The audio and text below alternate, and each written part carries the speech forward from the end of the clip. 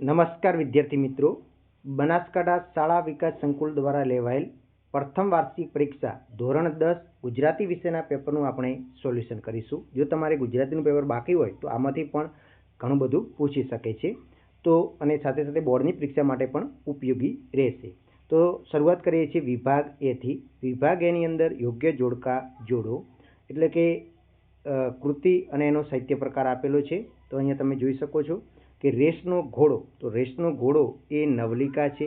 એના પછી ભૂલી ગયા પછી એ એકાંકી છે, અને વાયરલ ઇન્સ્પેક્શન એ એનો સાહિત્ય પ્રકાર નિમન છે, અને ચોપડાની ઇન્દ્રજાળ એનો સાહિત્ય પ્રકાર આત્મકથા ખંડ છે.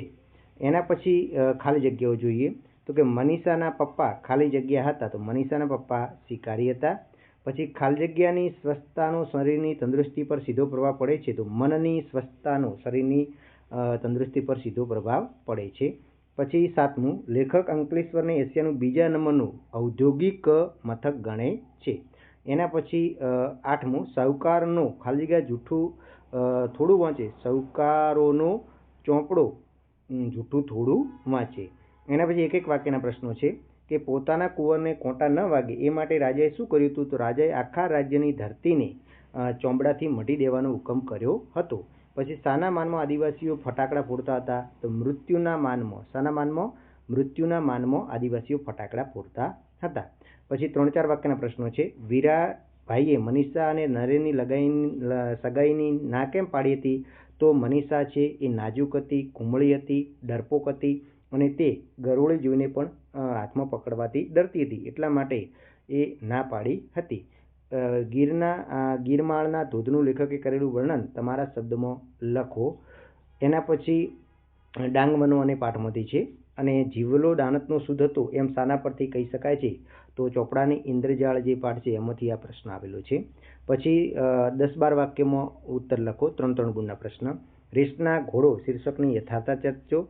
પછી આરોગ્યની જાળવણી માટેના લેખકના વિચારો તમારા શબ્દમાં લખો, અને સત્રય ખોવાઈ ન જાય તે માટે લેખકને કેવી કેવી સલાહો મળતી હતી.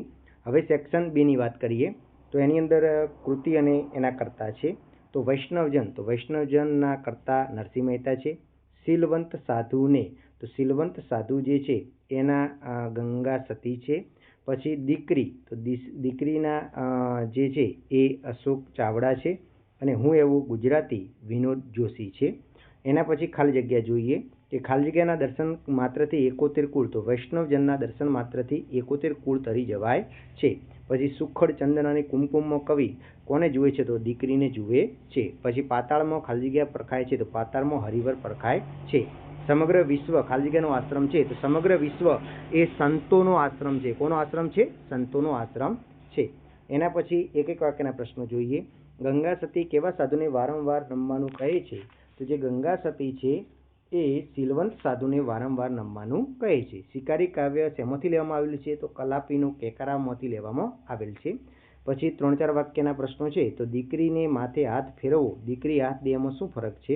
પછી વાંસળીના સૂર કોને કોને શું પ્રશ્ન પૂછે છે? ધૂળિયા માર્ગને પ્રશ્ન પૂછે છે, શા માટે એ લખવાનું હતું. પછી કવિ પક્ષીને પામવા માટે શું કરવાનું છે? તો કવિ પક્ષીને પામવા માટે તીર તાણવાનું નથી કહેતા, પણ ત્યાં સંતાઈ અને પક્ષીના મધુર ગીત સાંભળવાનું કહે છે. પછી 3-3 ગુણના પ્રશ્નો છે. તો કે શીલવંત સાધુને તમે કોને કહેશો તે કાવ્યના આધારે લખો. હું એવો ગુજરાતી કાવ્યમાં કવિ પોતે ગુજરાતી હોવાનું ગૌરવ કયા કયા કારણોસર અનુભવે છે? અને શિકારી કાવ્યનો ભાવાર્થ સમજાવો. હવે સેક્શન C વ્યાકરણ વિભાગ છે. તો કીડિયારું, તો કીડિયારુંનું સાચી જોડણી કઈ થાય છે? તો કીડિયારુંનું સાચી જોડણી આ થાય છે, 3જા નંબરની. પછી સન્નિધિ, તો સન્નિધિની સાચી જોડણી પણ 3જા નંબરની જ થાય છે. પછી અભિવતાસ, તો અભ્યાસ શું થાય છે? અભ્યાસ થાય છે. અને પરિણામ, તો પરિવત્તા નામ શું આવશે? પરિવત્તા નામ આવશે. પછી 12 માસ શબ્દનો સમાસ કયો છે? ડિંગુ સમાસ આવશે. કયો આવશે? ડિંગુ સમાસ. પછી સુર, સુર એટલે નાદ, અને આ સુર એટલે દેવ થાય છે. પછી સગાઈમાં કયો પ્રત્યય વપરાયેલો છે? તો સગાઈમાં પર પ્રત્યય વપરાયેલો છે. પછી પ્રતિકાર શબ્દનો સમાનાર્થી શબ્દ સામનો થાય છે, અને સાંજનો સમાનાર્થી શબ્દ સંધ્યા થાય છે. પછી દાળ ચોખા, તો એ કયો સંજ્ઞા છે? તો દ્રવ્યવાચક સંજ્ઞા છે. પછી નીચેનામાંથી રૂઢિપ્રયોગનો અર્થ આપવાનો છે. દાવ પેચ રમવા, તો દાવ પેચ રમવા એટલે કે ચતુરાઈથી કાર્ય કરવું. પછી બાંધી મુઠ્ઠી લાખની રૂઢિપ્રયોગ કહેવતનો અર્થ છે તો કોઈ પણ ખાનગી વાત જાહેર ન થાય ત્યાં સુધી જ વ્યક્તિની પ્રતિષ્ઠા આબરૂ સચવાયેલી રહે છે. પછી શબ્દ સમૂહ માટે એક શબ્દ છે કાણાવાળા ગર્ભામાં મૂકેલો દીવડો, તો એને ગર્ભદીપ કહેવાય. શું કહેવામાં આવે છે? ગર્ભદીપ કહેવામાં આવે છે. પછી સાહુકાર, સાહુકારનો વિરુદ્ધાર્થી શું થશે? તો ગરીબ થશે, ખાસ યાદ રાખજો. એના પછી જીવલો સી રીતે દુઃખ કર્મણી વાક્યમાં ફેરવવાનું છે. તો જીવલો સી રીતે દુઃખ ખમશે, તો જીવલાથી કઈ રીતે દુઃખ ખમાશે, બરાબર. એના પછી આગળ જોઈએ તો તારાથી સી કારીગરી કરાઈ, તો તારાથી સી કારીગરી કરાઈ તો એનું શું થાય છે? તો કે તે સી કારીગરી કરી. શું આવશે? તે સી કારીગરી કરી. પછી તળપદા શબ્દનું શિષ્ટ રૂપ છે વાળું. વાળું એટલે સાંજનું ભોજન થાય છે. વાળું એટલે સાંજનું ભોજન થાય છે. પછી આની અંદર વિશેષણ શોધવાનું છે. તો 5 એ સંખ્યાવાચક વિશેષણ છે. એકાએક, તો એકાએક એ કયું વિશેષણ છે? તો સમયદર્શક વિશેષણ છે.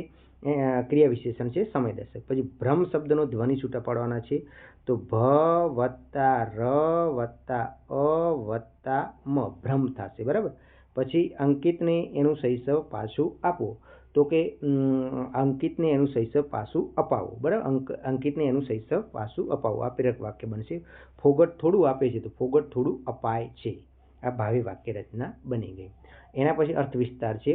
3 વાના મુજને મળે હાયું મસ્તકને હાથ, ત્યાં ચોથું નથી માગવું બહુ દીધું છે નાથ. એના પછી સમયના વેરથી ટળેના પાપથી ઔષધ સર્વ દુઃખોનું મૈત્રી ભાવ સનાતન. મૈત્રી ભાવનો અહીંયા મહિમા વર્ણેલો છે. પછી તમારી શાળામાં યોજાયેલ રમતોત્સવનો અહેવાલ લખવાનો હતો. પછી આની અંદર જોવા જઈએ તો કુદરતી સુખ આનું શીર્ષક આવશે અને ત્રીજા ભાગનું તમારે સંક્ષેપીકરણ લખવાનું છે. અને નિબંધની વાત કરીએ તો દુષ્કાળનો દાવાનળ અથવા તો વૃક્ષ ઉગાડો, પર્યાવરણ બચાવો અને મોબાઈલના લાભાલાભ. આઈ હોપ કે આ વિડીયો તમને પસંદ આવશે. ફરી મળીશું નવા વિડીયો સાથે. જય હિન્દ, જય